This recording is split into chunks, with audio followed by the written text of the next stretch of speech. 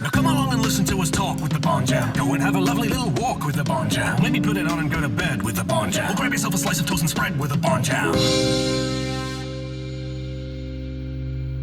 Hello and welcome to Bon Jam with me, Simon Jeffrey, and I'm joined by the Joey to my Frasier. It's Mr. James Turner. I thought you were going to be saying something like James Bond Jr. to something else then. But, I considered some others. I considered Hobbs and Shaw to my Xena Warrior Princess.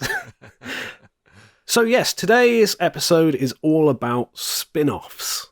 Specifically, James Bond-related spin-offs we'd like to see, and a little bit of conversation around some that have been discussed at various times in the franchise's history that never came to fruition. What is a spin-off, James?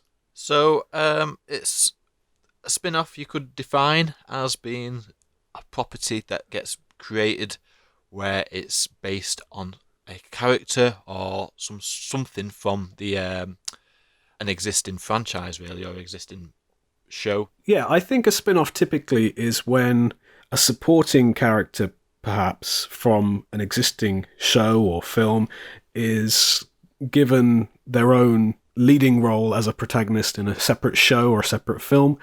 The reason this episode has come about was because many years ago, shortly after the release of Die Another Day, it was rumoured, and I think even went into development, that there was going to be a spin-off film centering around the character of Jinx from Die Another Day.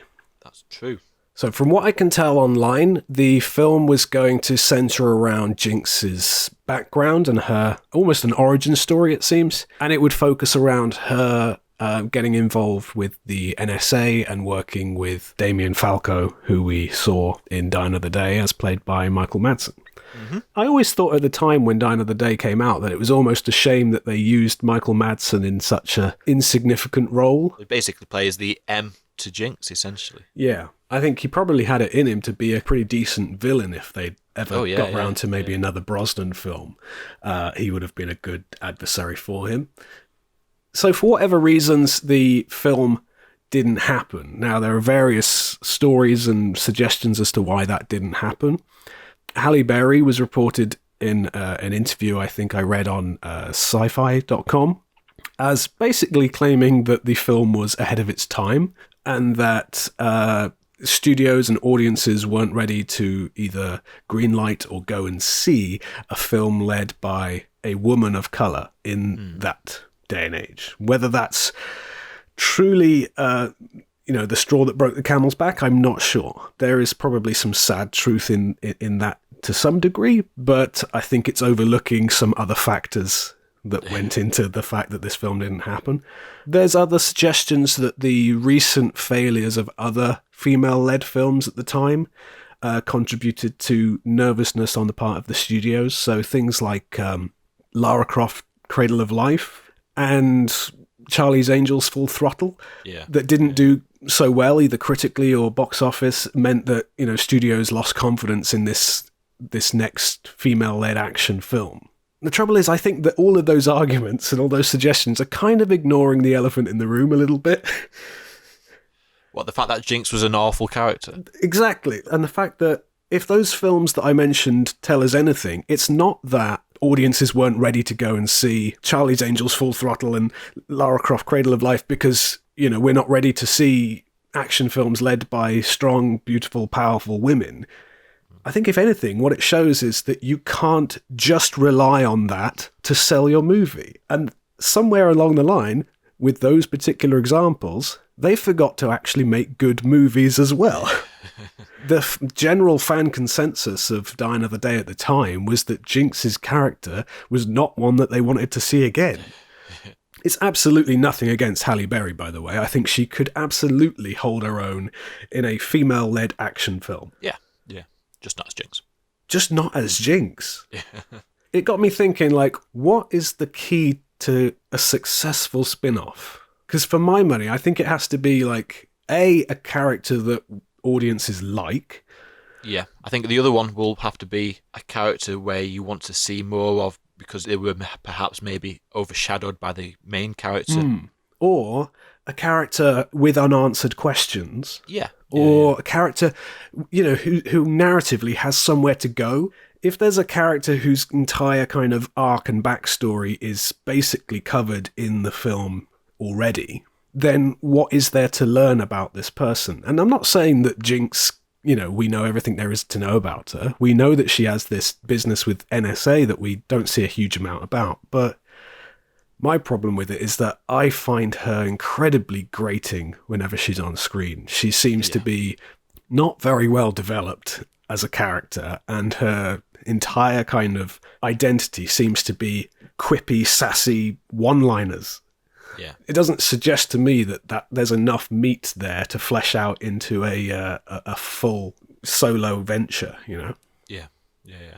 But talk of this Jinx spin-off led James and I, a while ago, to compile a list. I jokingly started off in a conversation on WhatsApp one day saying, I bet you we could list 100 other characters from the Bond films that we would rather see have their own spin-off than Jinx. We did. And I jokingly started writing them out, and you carried on the list, and after a little while, we had reached 100. Now, I'm not going to list them all right here and now, but we are going to go through a couple of them. Yeah. And perhaps pick out some of our favourites, some jokey ones, some serious ones that we really wish we could have seen, maybe either presently or in the past. And we're going to try and pitch them to each other, and the other person's going to play the part of the studio exec who gets to greenlight these films and TV shows and decide whether or not they should have happened. I recently put the call out on Instagram to our followers to see which characters they would like to see have their own spin-offs. Yeah. And my first suggestion is a film that was also suggested by one of our followers, Ams Bond, as well as a film that was actually discussed by the Bond producers themselves at the time, but fell through due to scheduling conflicts. Okay. My first suggestion for a spin-off I would have loved to see is the movie entitled Wei Lin. Okay. Yeah. Michelle Yeoh was on a high off the back of Tomorrow Never Dies, and she already had a great history of Hong Kong action films. Mm-hmm. I mean, Michelle Yeoh is fantastic. I mean, she could probably still do the part now if we were, if we were still in the Brosnan timeline with the movies. I'd still watch a Wei Lin movie right now. Yeah, I think I would. Yeah, I think a martial arts style feel to a Wei Lin movie would feel like it differs greatly to the Bond franchise. Because what you want to avoid is making a spin-off that's just a female James Bond. And I think that her perspective would make it different to that. I think it would give it more of a unique slant. Yeah, I agree. I think it'd be important to have a standalone film that doesn't make you think, oh, come on, is Bond going to turn up at any point? Yeah. And I really think a Wei Lin movie could have the potential to almost make you forget that it's even connected to Bond. It could be its own entity entirely. You just think, oh, I forgot she was also in a Bond film. Yeah. For me, it wouldn't need to have real Bond vibes, and I'd love to see a real kind of hard-hitting Hong Kong action, like loads of wire work, loads of you know who the ideal kind of director could be. I mean, at the time, you could go for John Woo. Let me just send you this poster, James. Okay. James and I think, have created a few pieces of artwork for some of our suggestions, so these will all go onto our Instagram and Twitter when the episode goes out. So here comes the first image. Ah, cool. John Woo, I was right. So we've got one of the promo images from Tomorrow Never Dies of Michelle Yeoh as Wei Lin. A nice pose with two guns there. It's obviously from a photo shoot to promote the character at the time. Yeah. And I thought, who's the perfect director for a 1990s Hong Kong action film? Well, I went for the director of one of your favourite films, James, Face Off. Mr. John Woo, who has obviously got a huge history in some incredible Hong Kong action films as well as his US ones. Yeah. And I thought, who would be a great person to maybe play off in those films? Who was a great star of Hong Kong action films in the 90s and someone who's worked with John Woo? Mr. Chow Yun-fat. Yeah. Would he be a villain or would he be an ally? Well, that is open to discussion, James. But I mean, I think he'd be a formidable opponent. Yeah, I think so. Yeah, he could be the head of this organised crime syndicate that has to be taken down. I want to see this film, James. We're going to put these up on Instagram. Please go and have a look, because I think these artworks are really going to convince some of you that these films should have happened.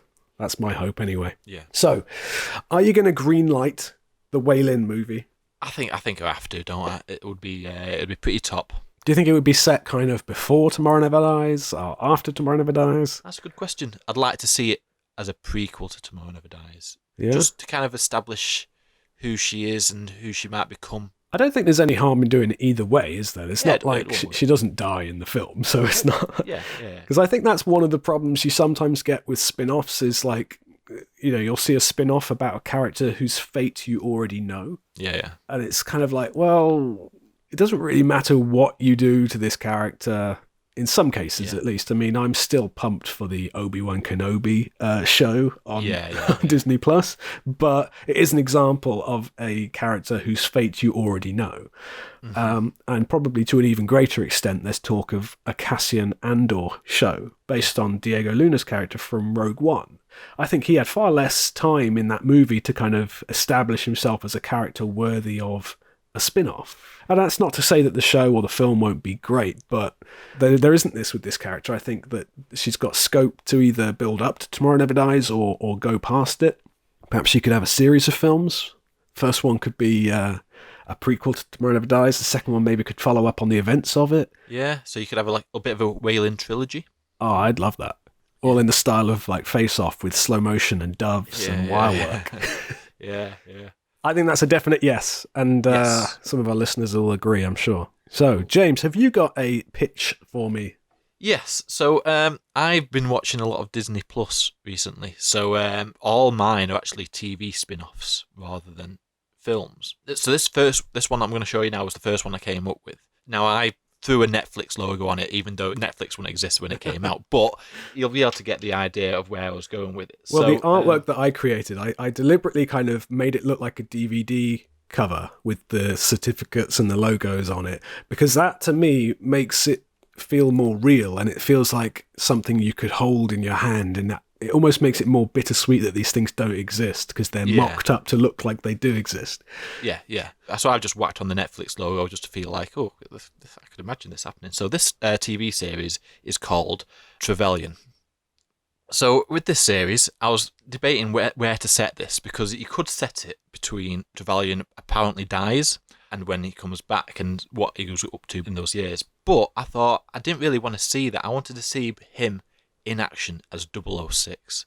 So my idea for this series would have been how Trevellion goes from being a good guy to a bad guy leading up to his mission with Bond. So is it your understanding that Trevellion becomes a bad guy prior to that mission? Because I was always under the understanding in Goldeneye that it was Bond's actions that triggered him to become Janus. Oh, right. It wasn't God that gave me this face, it was you setting the timer to 3 minutes instead of 6.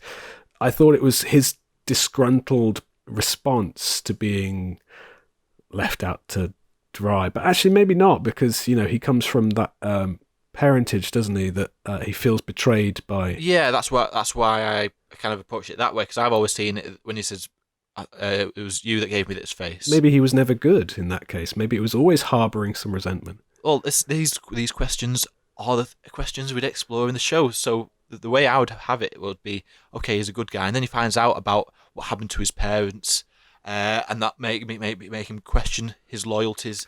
It could be interspersed with sort of flashbacks throughout the episodes, and gradually you learn a little bit more and more about the backstory of his parents. Yeah. I suppose similarly to The Mandalorian has sort of flashbacks like that, doesn't it? Yeah. So are you pitching this as a contemporary show made around the same time? Is this a show you wish had happened in the 90s? Or do you think this is a show that could still be made? Yeah, that's the thing. So with the Netflix thing, obviously Netflix didn't exist in 1990. But I imagine it would just be some sort of TV series that would have happened shortly after Goldeneye's release. So would you have liked to have seen this done in the style of a mid-90s action series with a young Sean Bean? Or would you like to see a modern Netflix show with perhaps a different actor. Well, yeah, this is the problem, really. I'd like to see a modern Netflix show, but with Sean Bean as his younger self, you'll get Oromov in there as a guest appearance, and maybe Brosnan himself appears in one episode where they have to do a mission and you kind of learn about the friendship a bit more. It's kind of like a bit like Breaking Bad, where he's like a good guy and then eventually turns badder and badder as the series goes on, and by the end of this... Badder and badder, yeah. Worse and worse? Worse and worse, that'll do. Spoilers for Breaking Bad, by the way. Do we still have to give spoiler warnings for shows that are I've not spoiled anything. If you don't know that Walter White becomes a bad guy, then... What? I've never seen Breaking Bad. Yeah. But, and then the final episode of the series was like, okay, Oromov approaches him, maybe with... or maybe M gives him... You could have, in fact, that would be even better. You could have Robert Brown as M, because obviously Judi Dench's M didn't exist back then. So you'd have Robert Brown coming back as M, giving him the missions, and Robert Brown gives him the mission for the Archangel facility, and it's like, you'll be working with 007 on this one. And it's like, the file gets plunked on his desk, and it's like, end of series. I think it is a great idea, James. It's an instant built-in audience, I think, as well. So you've cashed in on something that's got popular appeal, because Goldeneye, as we know, is a fan favourite. Even amongst kind of lesser, more casual Bond fans, Goldeneye is still kind of oft-quoted top of the list for many people. You'd have to be very careful you don't undo any of their favourite moments from the film or subvert them in any disappointing way, like, for instance, some of the Star Wars sequels might have undone your favourite moments by suggesting they work in different ways or whatever. Yeah, you don't want to change the narrative too much from what we've established in the film, but I think seeing Sean Bean as 006, as a good guy, I think that's enough to make us go, yeah, I'd like to see it. It's definitely getting the green light from me, James. Oh, thank you. I imagine all of these will, to be fair. Cool. We never really talked about it in the first place, James, before we started listing these, but do you think that the Bond series should have spin-offs? Well, that's the thing. I was going to say this before we began this, and I was going to leave it till the end of this conversation, but I firmly believe there should never be a James Bond spin-off. Ever. Maybe we'll come back to this at the end then if you've got more to say. All right, shall I do another one, James? Yeah, go for it. I mean, I don't know if I've got much to say about this. I just wanted to make the poster. So I'm just going to drop this in the chat. This is a film starring the taxi driver from A View to a Kill. Oh, yeah! And the film is called Oh, My Car! And the poster is in the style of Dude, Where's My Car? And it's got the taxi driver as played by Lucien Jerome, taken a low quality still from the movie, and his car appears to be flying off into the air behind him. It's a comedy, a mid-80s wacky French comedy about the mishaps of a French taxi driver whose car has a mind of its own. And I thought, I need a co-star to go on the bill next to the star, and the first French actor I thought of was Gérard Depardieu. So I stuck him on the poster as well. He could be the kind of grouchy French police chief. I don't know. Always like a kind of Inspector Clouseau type, but constantly trying to give him tickets and stuff. And it's a film that should definitely not exist.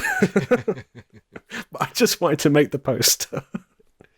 Well, the poster sells it quite a lot to me. I like it. There's not much to say here, James. I know there's not much to say, but that was one of the ones on the list of our 100 that we thought, this is a character that we would rather see have its own spin-off than Jinx, and that's saying something. Yeah, I definitely see this happening. And there were some real obscure characters on our list that we would say, I'd rather see a spin-off from the Parisian taxi driver than Jinx from Die Another Day. So yeah. So would they just get into like all sorts of mishaps with the car, and he's like, oh my car, it was gone and it would be like he'd have someone important to pick up and he'd lead them out and the car wouldn't be there.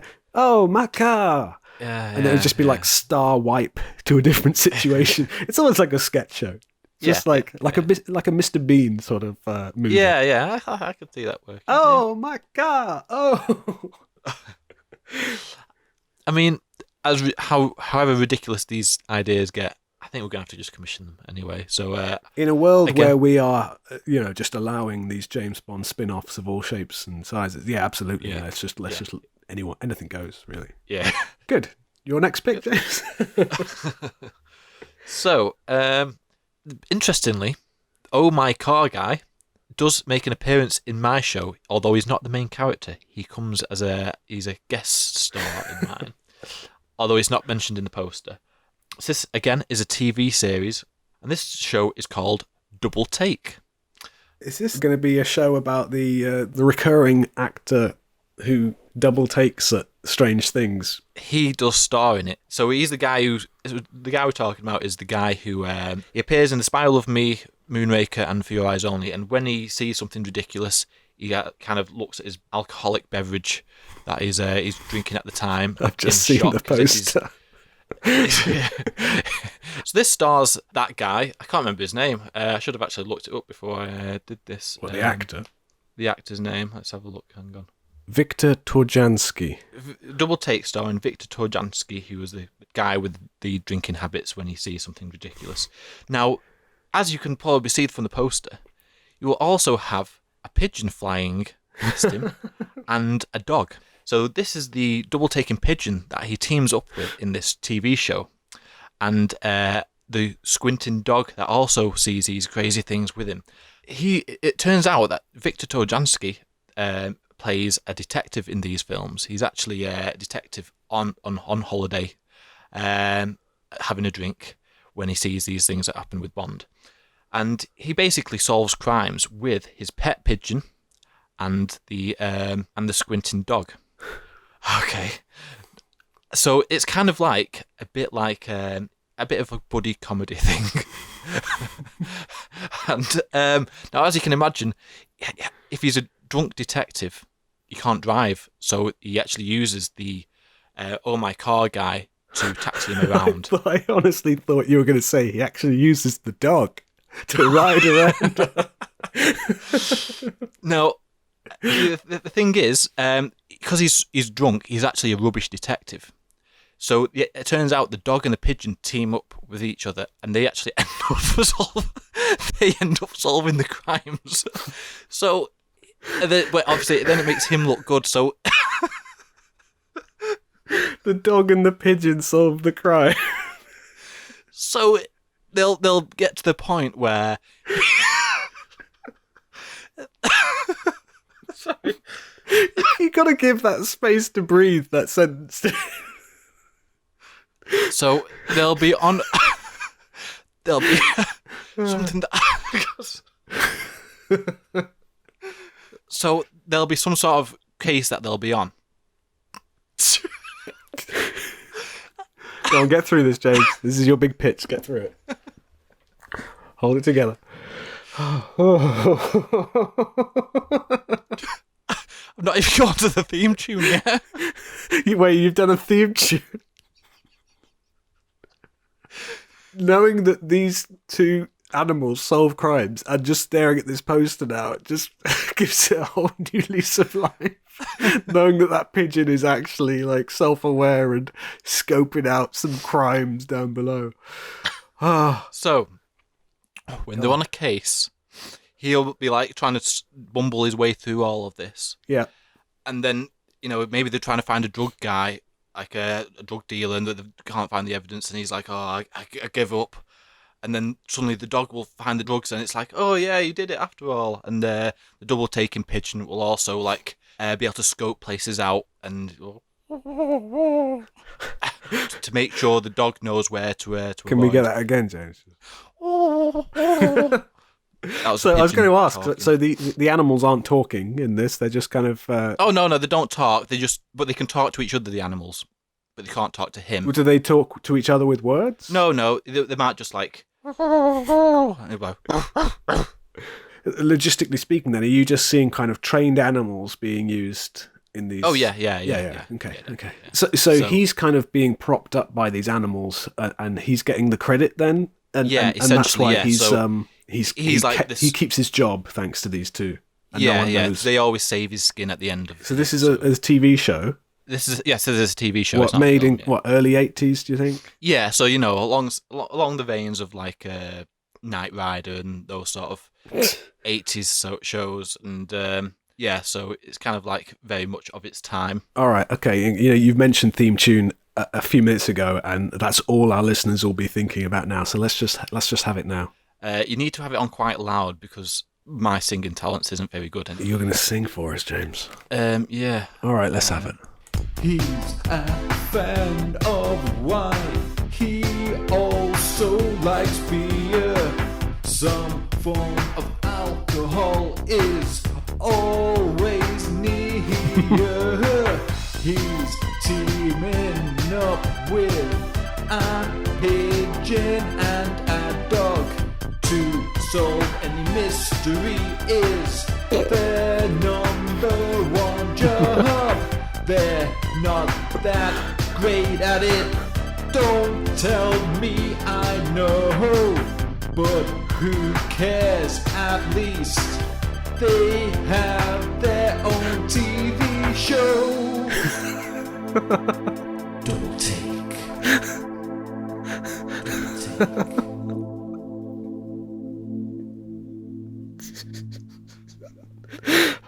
Oh, that is sublime. I haven't laughed that hard in a long time.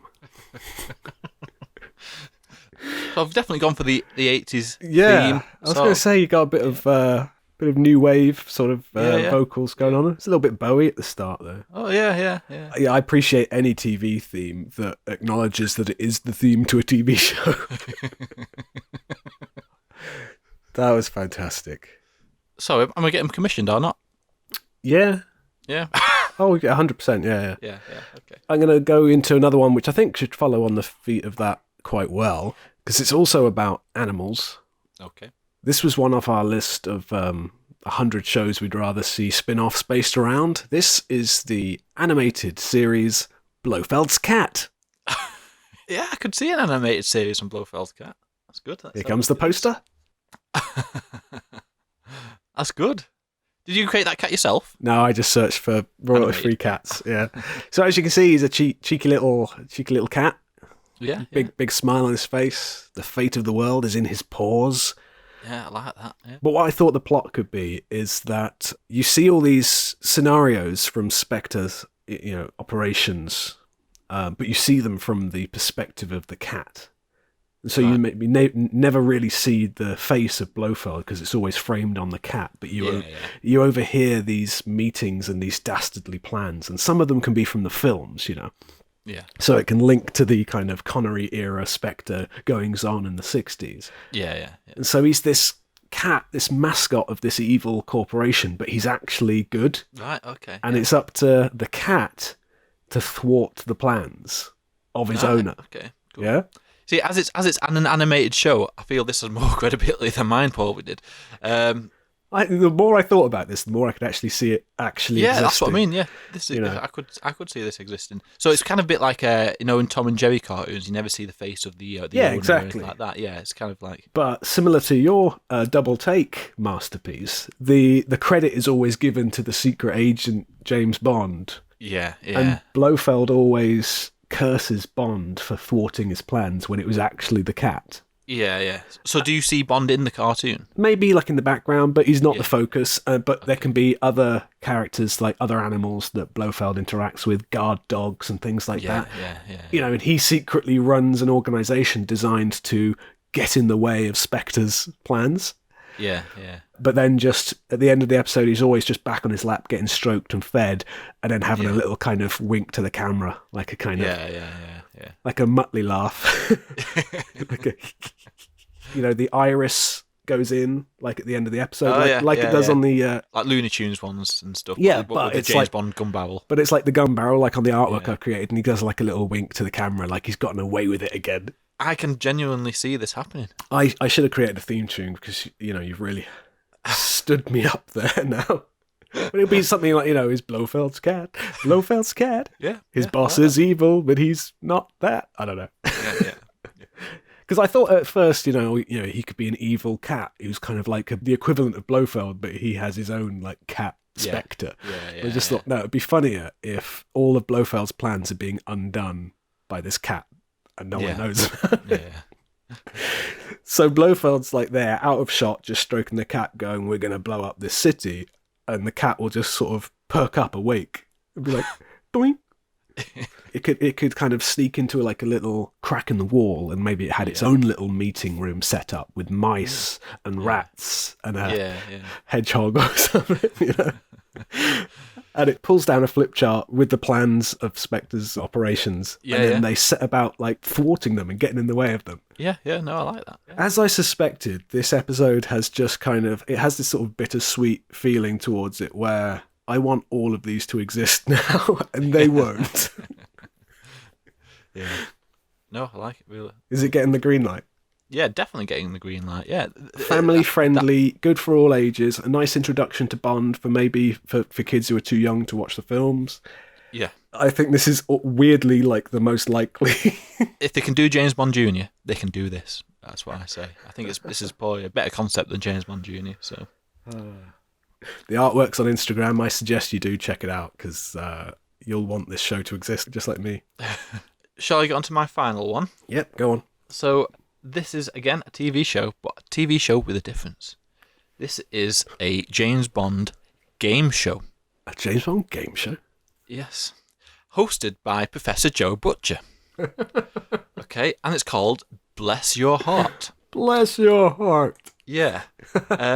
So this is the idea. So imagine Wayne Newton, the actor who plays Professor Joe Butcher in License to Kill, and he is in character as Joe Butcher, right, hosting a game show with real contestants who play this show. It's a bit like, in the same way that what's his name, Keith Lemon is a character. Yeah, he'd host things and stuff like that. So he stays in character.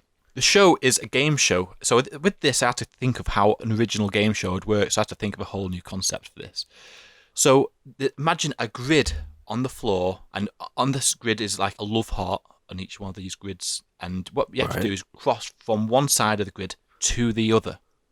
And every time you stand on a grid, you have to answer a trivia question. And then that makes you progress to the next love heart. Right. Now, you will also be going up against somebody else who's going to cross from the opposite side. And if you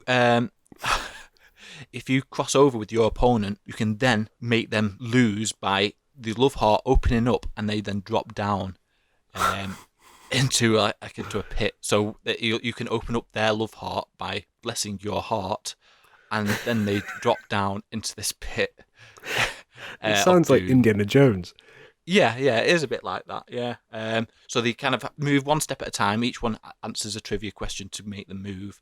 So it's like Blockbuster, trying to cross the wall.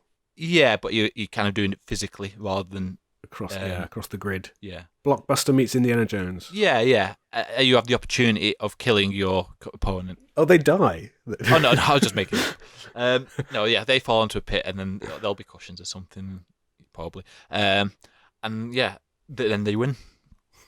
So what's Professor Joe's job on this show? He's the host, so he'll be asking the questions. He'll also be promoting his book. What's his book called? Well, I actually didn't realise what his book was called, but this is what he actually advertises in the film. It's called The Secrets of Cone Power Revealed. The Secrets of... Cone Power, believe it or not. Cone Power. Yeah, I think it's something to do with like a triangle. I have no idea. Well, people would buy it, I'm sure. Yeah. So yeah, and he'll be like, "Time to bless your heart," and then the love heart will open up, and then they'll fall to their doom. You really put some thought into this, haven't you? Yeah. I love the artwork, James. Oh, thank you. I'm going to repeat this over and over again, but I do suggest that the listeners go and check this artwork out. There must be a way, maybe in the YouTube version, we can put the artwork on screen when we're discussing it. Yeah, maybe. Yeah. So perhaps if you want to listen to the YouTube version of this, it might be the easiest way to see what we're talking about as it comes up. That's incredible, James. I mean, it's tenuous. You really stretched a one line into a whole game show format. But funnily enough, I almost did a game show myself. And really? And it's funny that you mentioned Keith Lemon, because I was going to do like a Celebrity Juice style show called Don't Get Lippy, starring Count Lippy from Thunderball. Yeah. And it would kind of be a little bit like, or at least one of the round types would be a little bit like the lineup from Nevermind the Buzzcocks. Oh yeah. You know, where they have to, you know, pick someone out of a lineup. But you know, they're all these guys with their faces bandaged, and you know, don't get lippy. And there's, you know, but it's raunchy, and there's like crass jokes. Maybe Lippy himself can host it and hide amongst certain shenanigans. And cool. I didn't want to watch that show. Bless your heart. Is this genuinely a show you would rather watch than a Jinx movie? Yes, it absolutely would be. I had to try and find the 1980s version of the BBC logo. So you did very well making that look I tried to be accurate bad as this it time. probably would have been. It's getting the green light. It's going to run for one series before being cancelled, because I imagine it would have been rubbish. All right, so I ended up doing 4 because I just had the idea for Blofeld's Cat and I just couldn't resist doing it. So the first one I did was actually one, like the first thing that I thought of. And it's a TV show based around the kind of background characters of the Brosnan era. Yeah. So I'll send you the poster, the DVD artwork I made, and if you're anything like me, you will want this show to have existed. So this show would have been called Universal Exports. Oh, yeah. Yeah, this is cool. And it centres around the characters of Charles Robinson, as played by Colin Salmon, Michael Kitchen as Tanner, as well as Samantha Bond's Moneypenny, with appearances from Desmond Llewellyn as Q. Yep.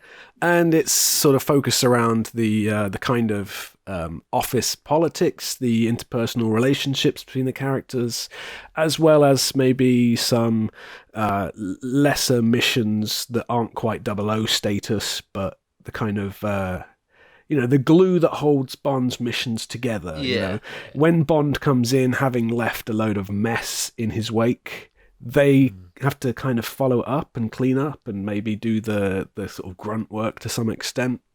But I've listed some guest appearances throughout the series from Joe Don Baker as Jack Wade, perhaps. Pierce Brosnan could make an appearance, very very briefly, I imagine, because his schedule wouldn't allow it. But it could. This is very much a show that I imagine starting around the time or shortly after Tomorrow Never Dies. Mm-hmm. Okay. But I imagine this lasting beyond Die Another Day. Yeah. And so almost in a kind of Agents of S.H.I.E.L.D. way, where at a certain point in the series, the films take place, and the series would build up to them, and then they would have like the aftermath of the events of a film would be referred to in, say, so maybe the first season is post Tomorrow Never Dies. Yeah. And then between the first and the second season of Universal Exports, perhaps The World Is Not Enough happens. Yeah. And so maybe either towards the end of season 1 or in season 2, we get to know John Cleese's character a little bit more. Yeah. And also we could follow up on the last appearance of Desmond Llewellyn for perhaps another episode or 2, give him a better send-off. Yeah. Maybe he dies. Maybe there's a really moving funeral scene. Yeah. Because I imagine this would have been made in the 90s. If there would have been time to maybe get another episode or 2 out of Desmond Llewellyn, that could have been good. But I'd love to see a series that gave Colin Salmon some action to do. Yeah, I always loved Colin Salmon. A little glimpse that we see in Die Another Day during the virtual reality kind of whetted our appetites, I think, for seeing him take on some more physical work. Yeah. And I think his role in Tomorrow Never Dies was to substitute in for Michael Kitchen, who was unavailable. Yeah. And so they made him kind of chief of staff, didn't they? But then when Michael Kitchen was able to come back, he kind of had to become kind of deputy chief of staff. Yeah. So I think there's room for Colin Salmon to shift across into a slightly different role. Yeah. Now that Tanner is back and doing all that kind of admin-y work, Colin Salmon could maybe transition slightly more into field work. Yeah. And I think there's great scope for, other characters to come and go. Judi Dench could pop in every now and then, But I do picture this kind of being a level below the top level. So we see M every now and then, and we see maybe Bond come in every now and then, but there's so much that goes on in between times, you know? Yeah. You could have like flashbacks in there, maybe. So we've got like guest appearances from Robbie Coltrane could be used. David Hedison could make an appearance, you know, if there's ever some CIA work needs doing. Maybe Julian Fellows could be in trouble, so they have to rescue him or something like that. Because he's the defence minister, isn't he? Yeah, Tomorrow Never Dies. So I thought, you know, Julian Fellows could make an appearance. David Hedison definitely. Perhaps even if they did like a kind of CIA or DEA kind of crossover, they could tie it into, the events of the Dalton era. Maybe even bring Pam Bouvier in. Oh yeah. Cool. Yeah. And, you know, maybe show Leiter working with Jack Wade, that kind of thing. And, you know, maybe around the time of The World Is Not Enough, there could be a kind of bitter rivalry with Serena Scott Thomas's Dr. Warmflash for an episode or two. Yeah. You know, I don't see her as being a permanent member of the cast, but there's definitely legs on this show. I'd love to see it. And it could be done in a kind of spooks kind of way, or kind of procedural kind of drama, you know. And I picture this running, like I say, for probably 4 or 5 seasons, even past Die Another Day. This could have been like the final send-off for Brosnan's Bond, in a way. Yeah. And it could have wrapped it up in a whole lot more effective way. And especially, and the reason I say, you know, I want this to go past Die Another Day is to give Samantha Bond a better send-off. Than the horrible, crass ending that she was given that just wiped out her character. There could be romances and other characters involved. I mean, I kept the artwork kind of, I guess, pretty fan-pleasing, just using the characters from the film. But almost certainly you'd get new agents and new characters introduced as well. Yeah, you could bring in some other actors that haven't appeared in the Bond films. I think it's, honestly, when I saw that picture, I was like, oh yeah, this has to happen. That excites me when I see the original Brosnan squad. Bros Squad. Squad, yeah. This, I think, of all the ones we've talked about, is the one that I most wish happened. And I know you said, like, you probably don't think there should ever be Bond spin-offs. I've changed my mind.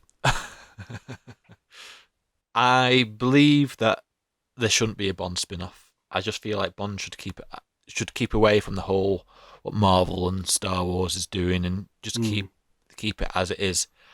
Though said that, the way we've been talking about, especially this Universal Exports thing, it's kind of made me go, actually, you know what? I could see that being quite good, and I would enjoy that. It's funny because neither of us have suggested anything from the Craig era. No, we've not, no. I'm just going to have a look at some of the comments we had from our followers on what they wanted to see. Yeah. James Bond Down Under, I think, shares your broad view on the subject when they just say, in answer to the question, which Bond spin-offs do you wish you could have seen?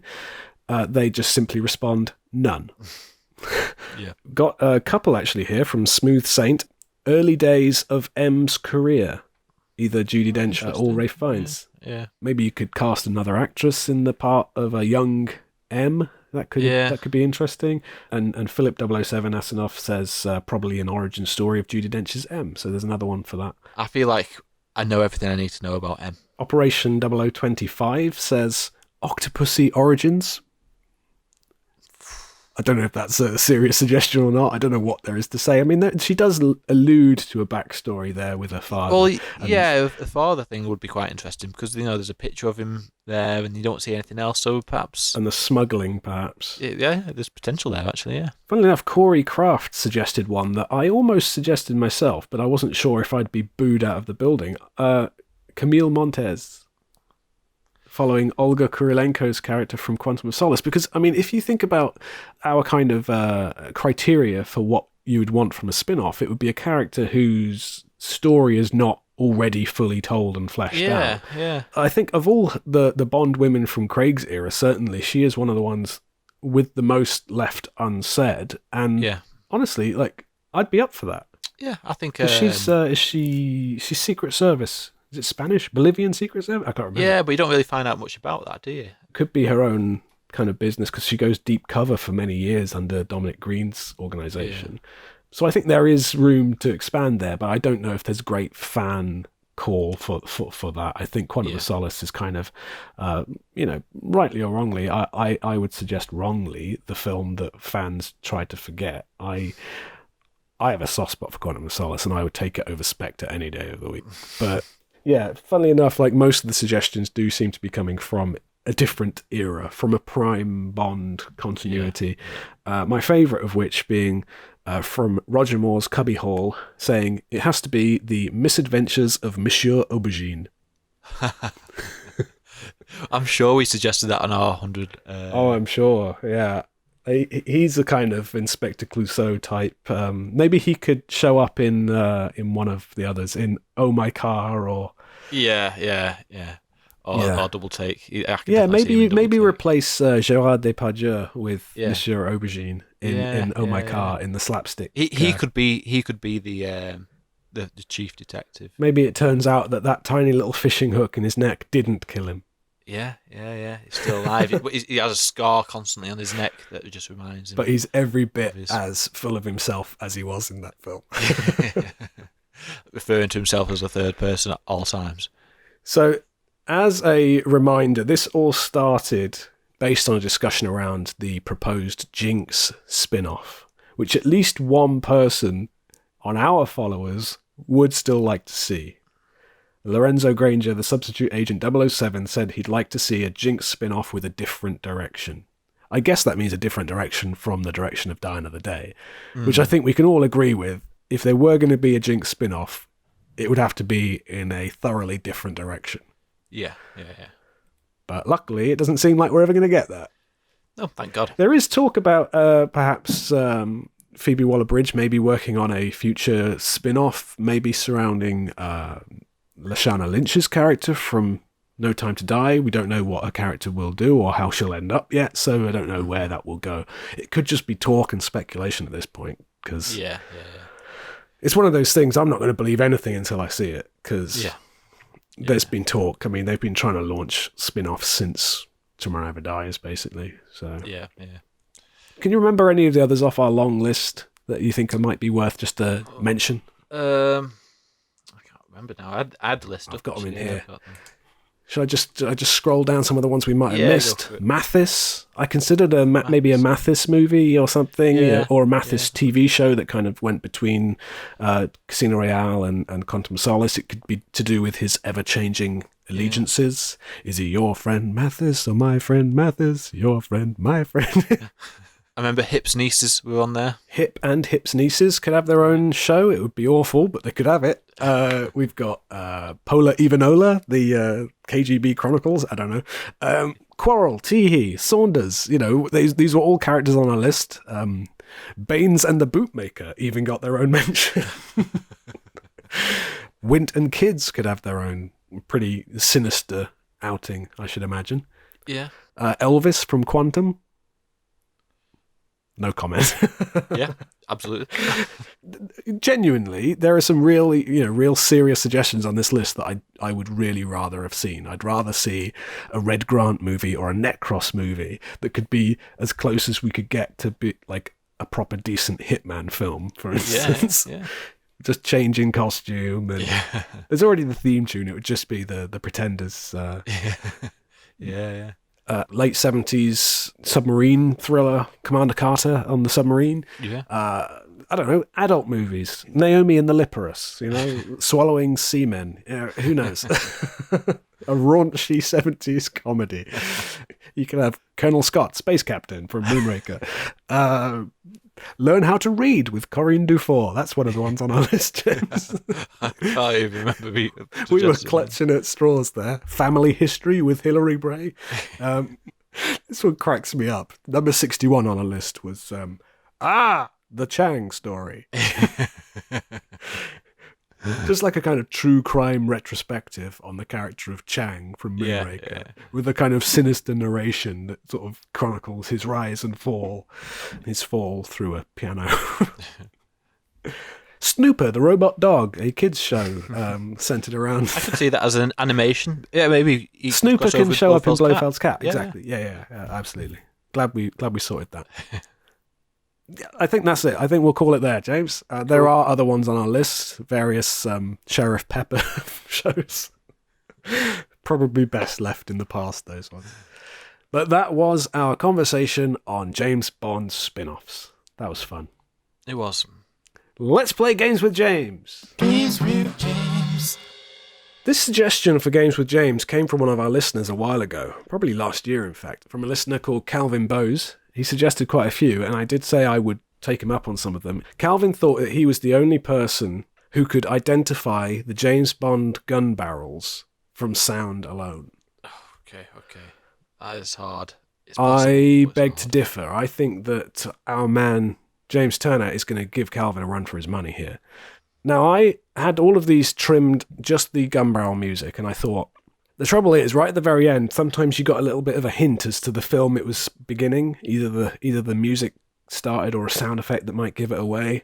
And I was also worried about copyright strikes and being, the music running too long. But I'm hoping if I only play you a few seconds of each, there shouldn't be any problem. Okay.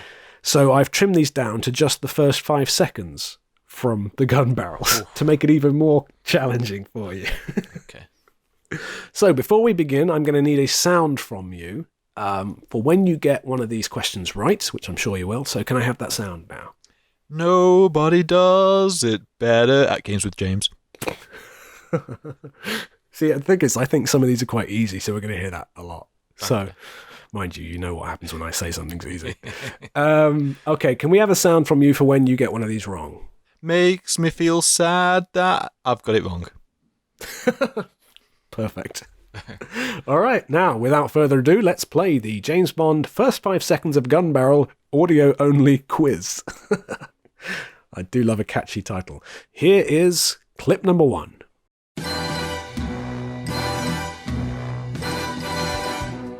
Okay, so I'm going to say that's Live and Let Die.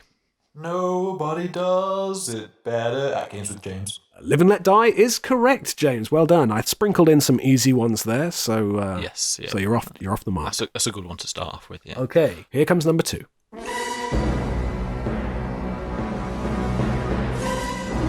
Okay, that's License to Kill. Nobody does it better at Games with James. It is License to Kill. Well done, James. There's a danger you may get all of these right, but who knows? These are easy ones to spot. These ones, though, I think. I wanted to ease you in gently. Yeah, thanks. Okay, number 3.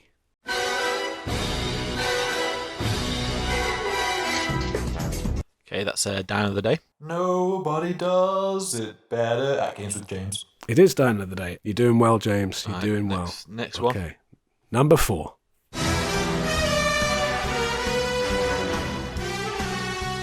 I was going to say that sounds weird.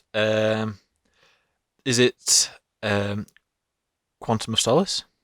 Makes me feel sad that I've got it wrong. That is incorrect, James. It is not. But you are right in identifying that it is a gun barrel that does not take place in the traditional time. Yeah. It is Skyfall. Skyfall. I knew it was one of the two of them, damn it. So it takes place at the end. Okay. Yeah. Number 5.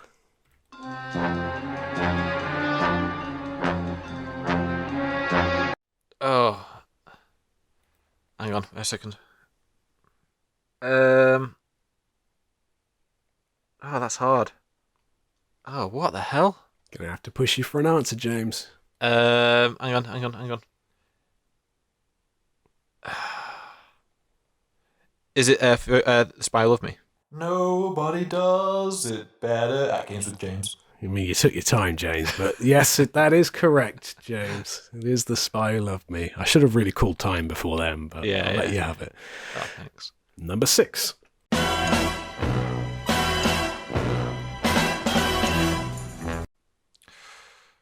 Oh, interesting. This is where it gets tricky. Yeah, that is an interesting one.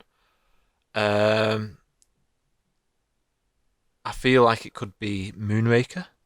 Makes me feel sad that I've got it wrong. That is incorrect, James. Number 6 was Diamonds Are Forever. Oh, was it? Really? Interesting. Mm-hmm. All right, number 7.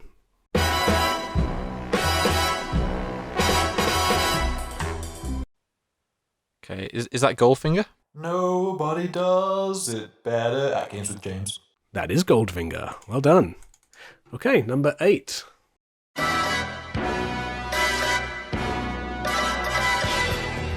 That's For Your Eyes Only. Nobody does it better at Games with James. It is For Your Eyes Only. That's one of my favourites. Yeah. You know, as much as I absolutely love John Barry's music in almost every Bond film, but whenever there's a different composer, I always look forward to hearing their gun barrel. Yeah. You're right, yeah. Number 9.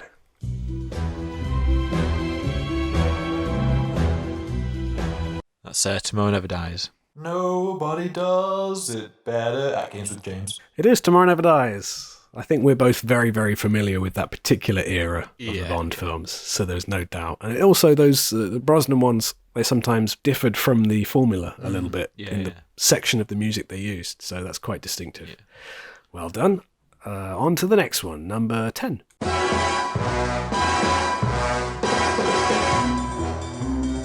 Ooh, that's an interesting one, that one. Damn it, that's a tough one. Is it? I think it feels like a Connery one. I'm gonna say, I don't know. Is it Thunderball? Makes me feel sad that I've got it wrong. Sorry, James. No, it is From Russia with Love. I knew it. I'm glad we're getting to use both sound effects, though. So we'll look on the bright side. All right, let's have number 11, James.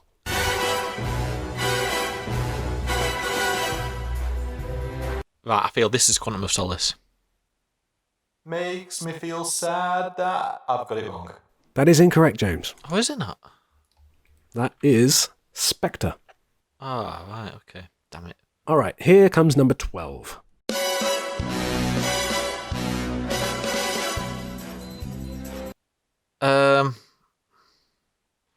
Okay, I'm going to say, is it The World's Not Enough? Makes me feel sad that I've got it wrong. Oh, sorry, James. I mean, you've guessed it for 2 other ones, but you didn't guess it here. It was Quantum of Solace. That was Quantum of Solace. I was going to say, I should have known The World's Not Enough one. I've heard that one plenty of times. Next one is number 13.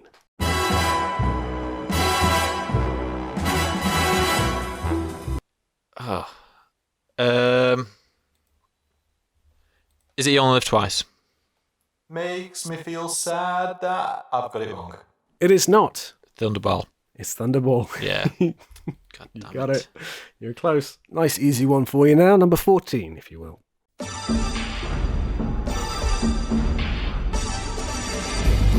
Yeah, it's an easy one, that one. Yeah, thank God. Goldeneye. Nobody does it better at Games with James. Goldeneye is correct. Very distinctive synthy 90s sound there. I'm not a huge fan of all of Goldeneye's soundtrack, but I do quite like that gun barrel. I do like the gun barrel, yeah. Number 15.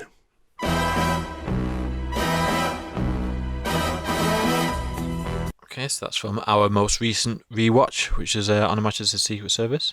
Nobody does it better at Games with James. That's correct. Tell me, would you have got it without the final couple of seconds? I think I would have done. Because the bass drops are very distinctive when that part comes in, but... Yeah, it does sound different to the Connery ones that John Barry did. That is one of my other favourites, I think. It's maybe my favourite John Barry gun barrel. Really? Oh.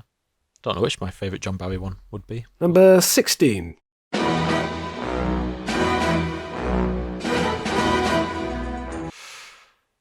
So these are the ones that get me out. These John Barry ones from the Roger Moore era, or even the Timothy Dalton, the Living Daylights one. I feel like this is The Man with the Golden Gun.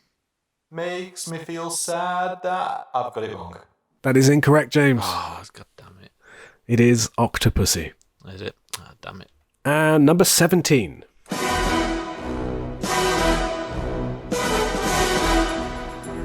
Yeah. Can you see what I've done there, James? Yeah. It's almost identical. Is that one The Living Daylights? Nobody does it better at Games with James. That is The Living Daylights, James. Well done. Honestly, it sounds almost the same recording. Yeah. I think the percussion is slightly different. Yeah, it is, yeah. It just sounded a bit cleaner, I felt, so that's why we Yes. went for that Yeah. one. Well done. Number 18.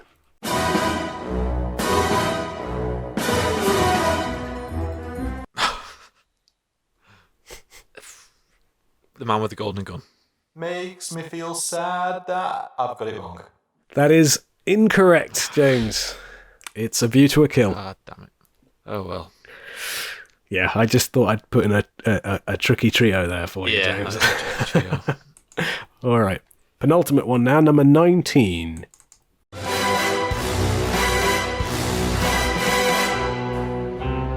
What the hell? That sounds like nothing I've ever heard. That sounds weird. Why does that sound so weird?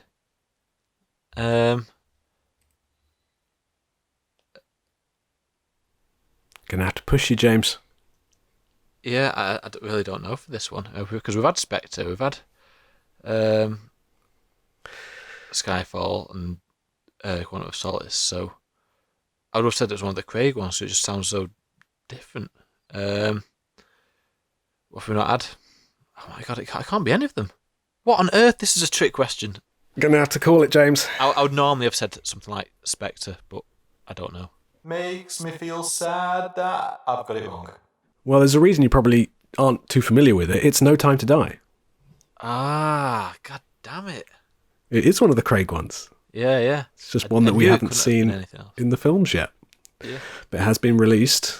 There is always a slim chance that they may change it before the film comes out, but that is the track Gun Barrel from the soundtrack to No Time to Die.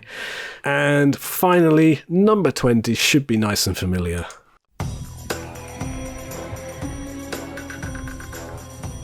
Yeah, why did I say The World's Not Enough earlier? Because this is World's Not Enough easy. Nobody does it better at Games with James. The World Is Not Enough is correct. And it did surprise me that you guessed it earlier on for something else. Yeah, because I don't know why. It just I imagine that Gun Barrel, for you in particular, is like an instant nostalgia blast for you. Yeah. You know, if you hold The World Is Not Enough in a special place in your heart, like you do, and I do, and I know a lot of our listeners do, the instant you hear that, I'm sure you get a little pang of joy. Yeah. It shames me to say that I called it for something else before. It just sounded David Arnold-esque, and that's why it fooled me. But yeah. Well, you did pretty well, James. I think you should be proud of that. I always count it as a Games with James well chosen when you get a mixture of right and wrong. I think that's a sign of a good quiz for me. Yeah, that's good. Because I did fear that you might get all of these, and perhaps if I'd included them in their entirety, you might have done. I think I probably may have done. So, Calvin, if you're listening, see if you get them right with only 5 seconds worth. James laying down the gauntlet there. But yeah, that was good fun. I enjoyed that. Yeah, it was good. And that wraps up Games with James. Games with James. All right, that wraps up our episode on James Bond spin-offs. If there's any James Bond spin-off that you would like to see or you would have liked to have seen in the past, then do please let us know, and you can get in touch on Instagram, Facebook and Twitter at BondJamCast, and you can email us bondjamcast@gmail.com, and you can comment on our YouTube. Just search Bond Jam Podcast on YouTube, and you'll find a video version of this podcast where you'll be able to see the artwork we mention as we mention it. All the artwork we've mentioned today will appear on our Instagram. That's at BondJamCast on Instagram. That tends to be the channel that I am most active on. Occasionally, like with this episode, I'll post questions for the listeners to get involved and submit their suggestions for us to talk about. So if you'd like to be mentioned and get involved with these episodes, then do give us a follow and stay tuned for our posts and questions and stories on there. James is in charge of the Twitter, which he reliably informs me is a graveyard at the moment. Yeah, start tweeting us. So do follow us on Twitter at BondJamCast. Facebook, if either of us remember it exists, we might occasionally just post whatever we post on there. You can get in touch with us on any of those platforms if they are your platform of choice, and we will get those messages. So do contribute. It's fun to hear from you on this professional sounding podcast.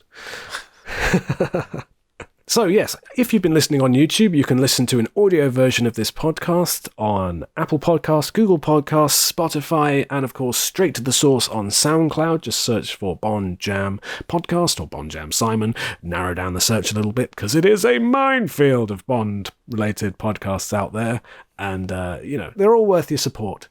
There's a podcast out there for everyone, and this is it.